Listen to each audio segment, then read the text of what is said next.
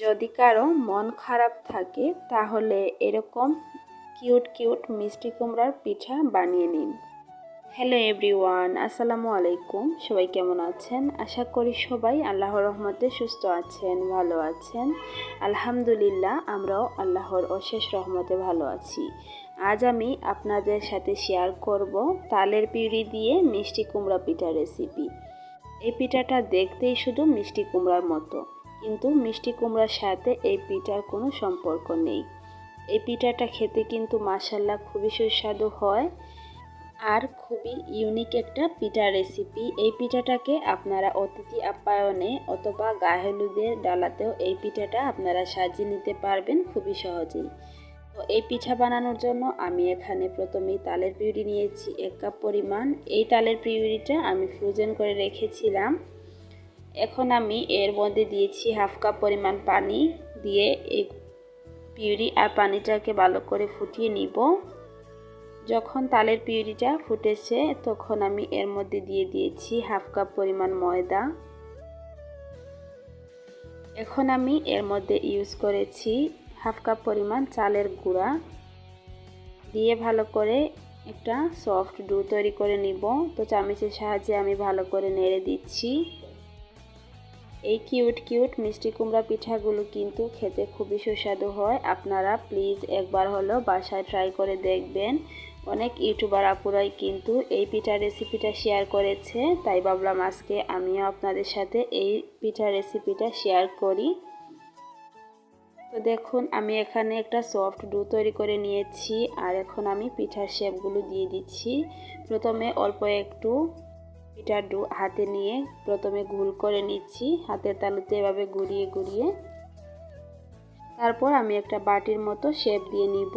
আপনারা প্লিজ দেখেই বুঝে নেবেন। এই পিঠাটা বানানো কিন্তু খুবই সহজ, যে কেউ একবার দেখলে কিন্তু এই পিঠাগুলো তৈরি করে নিতে পারবে।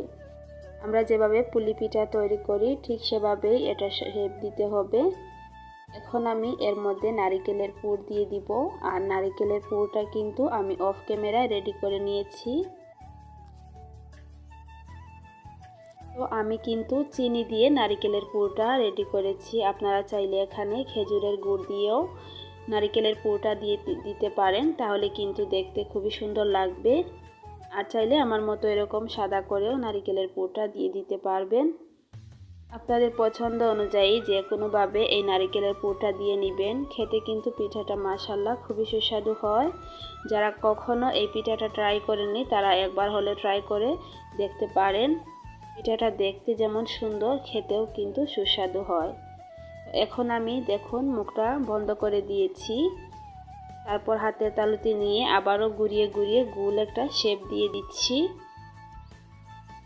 যখন এরকম গোল শেপ দেওয়া হয়ে যাবে তখন আমি আঙ্গুল দিয়ে অল্প একটু এভাবে চাপ দিয়ে দিচ্ছি। এখন আমি একটা চামচের সাহায্যে মিষ্টি কুমড়ার যে দাগ থাকে, তো এই দাগগুলো আমি দিয়ে দিব। আর এই দাগের কারণেই কিন্তু এই পিঠাটা অনেকটাই সুন্দর লাগে দেখতে।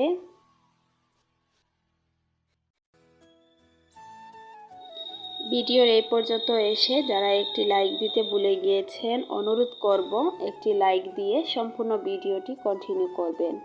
আর আমার চ্যানেলে যদি নতুন হয়ে থাকেন আর আমার ভিডিওর কোনো অংশ আপনাদের কাছে ভালো লাগে, তাহলে পরে পাশে থাকা বেল আইকনটি অলে প্রেস করে রাখবেন।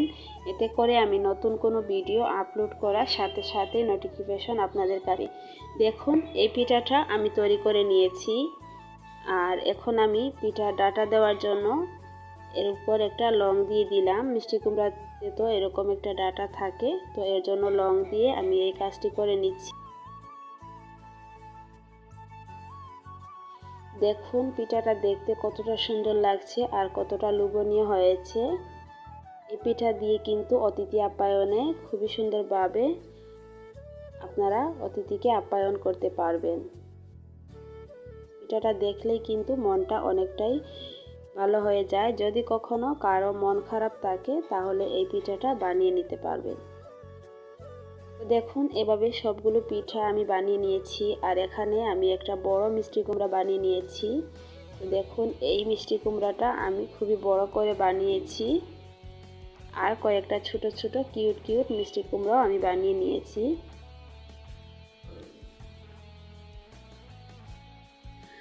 আর এই মিষ্টি কুমড়া পিঠার ডিজাইনটা কিন্তু দেওয়া খুবই সহজ, যে কেউ একবার দেখলেই কিন্তু এই মিষ্টি কুমড়াটা বানিয়ে নিতে পারে। তো এই মিষ্টি কুমড়াটা আমি আজকে তালের পিঁড়ি দিয়ে আপনাদের সাথে শেয়ার করেছি। আপনারা চাইলে এখানে ফুড কালার ইউজ করেও এই মিষ্টি কুমড়াটা বানিয়ে নিতে পারবেন। তো এখন আমি মিষ্টি কুমড়াগুলোকে ভাপ দিয়ে দিলাম, আর এখন আমি আপনাদেরকে দেখিয়ে দিচ্ছি ভাপ দেওয়ার পরে কতটা সফট এবং নরম তুলতুলে হয়েছে। তো এই ছিল আমার আজকে মিষ্টি কুমড়া পিঠার রেসিপি। আপনাদের কাছে কেমন লাগলো? যদি ভালো লাগে তাহলে প্লিজ ছোট করে একটা কমেন্ট করে জানাবেন। সবাই অনেক বেশি ভালো থাকবেন, সুস্থ থাকবেন। দেখা হবে পরবর্তী কোনো ভিডিওতে। আল্লাহ হাফিজ, আসসালামু আলাইকুম।